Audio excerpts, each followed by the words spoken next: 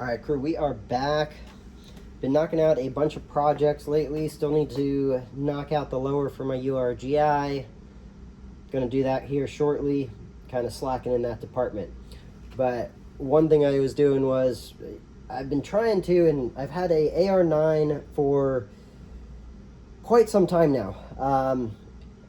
Been tweaking that setup over the years to get it exactly where I want it. With that, this year I've ordered an Omega 9K that I'm going to put up on the front of this.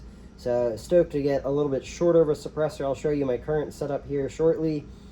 And I will do a full build breakdown on this AR9 in the near future as well. The grip is actually out at stippling at the moment, so it'll be a little incomplete at the moment with the lower missing the grip. But for the sake of running down what we have on this particular setup, Geisley government charging handle, New Frontier armory, upper receiver, New Frontier modular bolt, which I don't think they make anymore, but it is two separate sections. You can replace the front to switch this to a 40 cal if you wanted to, and then reattach the back weight portion of it onto whichever you're using, the 9 or the 40. Zero Delta rail.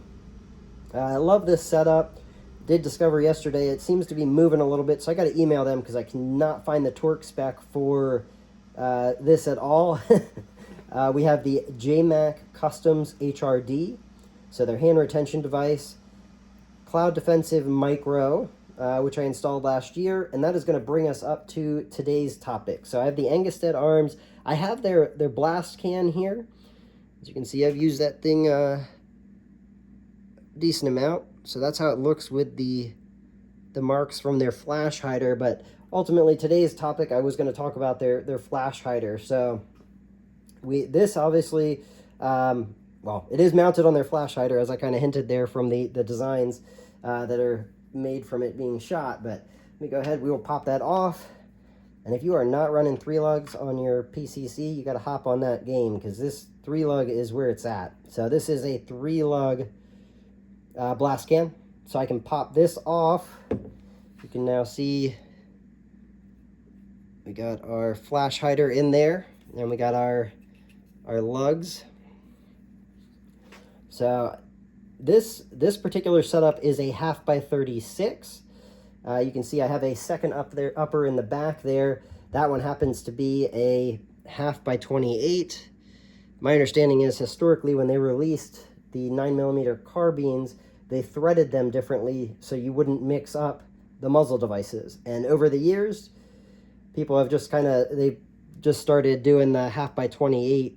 So you just got to be careful which one you're getting to mount on there. If you aren't using, obviously, a 9mm, you want to make sure you're using a 9mm muzzle device, excuse me. But yeah, I mean, it is a great little setup. As you saw, this is super easy to pop on and off. This was what I mainly got it for here is I have a Gemtech GM9 suppressor. So, boom. But that is currently what my setup is. It's a pretty lengthy suppressor. The barrel on this, I didn't touch on that. This is an 11.5-inch custom cut barrel. So running this suppressor on there is quite lengthy. But once I get the Omega 9K, you know, it should be a lot shorter. I'm figuring I'm going to be out to about here. So take all of that off. It's going to look pretty awesome. These rails accommodate an inch and a half suppressor. So it should slightly tuck so that it is onto the flash hider here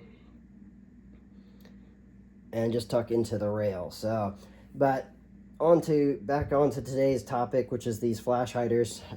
It's a great little addition, as you saw, very quick for the modularity of either mounting their blast can, the Angstadt blast can, or being able to take a suppressor with 3-lug capabilities and pop it on there.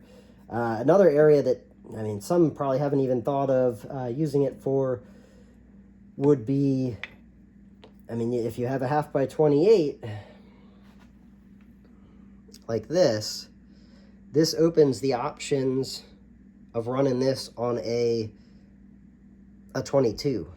So I have run this particular muzzle device on a M&P 1522 to be able to run my 9mm can until I purchased a 22 can. So the capabilities of this, whether it be 9mm or whether it be, you know, a smaller round, and if the barrel is 1/2 by 28, you have the full capability of doing a very quick on-off setup. You have the flash hider capabilities of this, which they do offer in what you see here, which is their standard flash hider, and then they do a chevron, which is like arrow cuts aimed forward. And I've always stuck with just their standard flash hider. Didn't see a need for the chevron style. But I mean, a flash hider, we're talking 9mm. It is a blowback. There's not a ton of recoil, but obviously it's going to give you a little bit of recoil mitigation as well as flash signature reduction with a flash hider. So that is exactly what they're designed for. This right here, though, from Angstadt Arms is kind of next level of 3-lugs, in my opinion. When you're looking at 3-lugs, whether it be Silencer Co., whether it be Rugged, or a lot of the others that are out there, this whole area is typically filled in. It's not really functional. And when we're looking at, I mean, when you're talking suppressors in particular, you know, a lot of folks say, oh, run a brake because it's going to act as another baffle. Well, in the case of the 3-lugs, no companies have been doing that that I've seen outside of Angstadt Arms doing like a flash hider. So another way to kind of disperse the gas into your suppressor differently and potentially, you know, save the life of your can versus having it just blow straight into the back of your blast baffle there. But not the purpose I bought it for. I bought it strictly for the modularity of being able to take my suppressor, throw it on there, throw the blast can on, and then with this particular setup being slightly tucked, it gave me the access to being able to tuck it and remove it. And this setup, the way it is, I could run this without the blast can and it would be fine. I mean, it's 9mm. I'm not going to blow the rail out anyways, but it gave me the access to being able to utilize a little bit more and set my muzzle device, or my muzzle devices, the suppressor and the blast can, deeper down into the rail itself. You can see I do have a second setup. That is actually what this 1/2 by 28 is going to go on. This one is another one that is a New Frontier Armory upper receiver. This is their standard BCG, another 0 Delta rail. This is the Sub-Zero. They had a PCC that they were building for a little bit, and they blew these out on the Peace Geek site. War Sport barrel, and what you will notice is the way that this is cut. This barrel is actually made to work with this rail.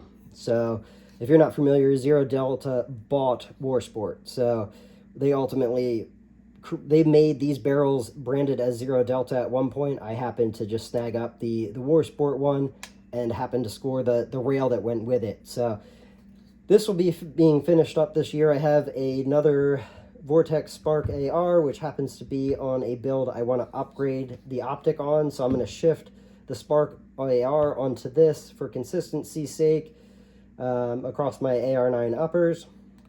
And then this is going to end up on this upper receiver. I do need, been messing around with this and the threads bottom out. So I got to use an AccuWasher or a Gemtech spacer and go ahead and tighten that down. Have not done that yet, partially so I could show you guys this, but just yesterday I ordered up a new upper receiver vice block from Brownells that should work better with AR9s. All of the, you know, the Bev block, I have the Midwest Industries, I'm blanking on theirs as well, but they all have the lugs of the the AR-15 style bolt, and they don't fully secure this. So what I've ordered from Brownells, you know, the upper will actually sit down into it. I'll be able to pin it down, and I should hopefully be able to wrench on it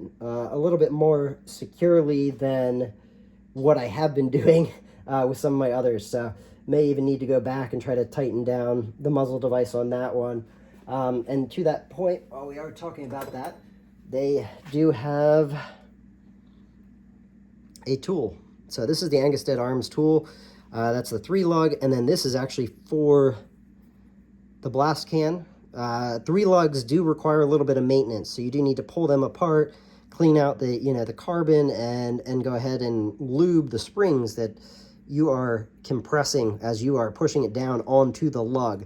So something to be mindful of if you are looking at a 3-lug setup, whether it be for your suppressor, same deal.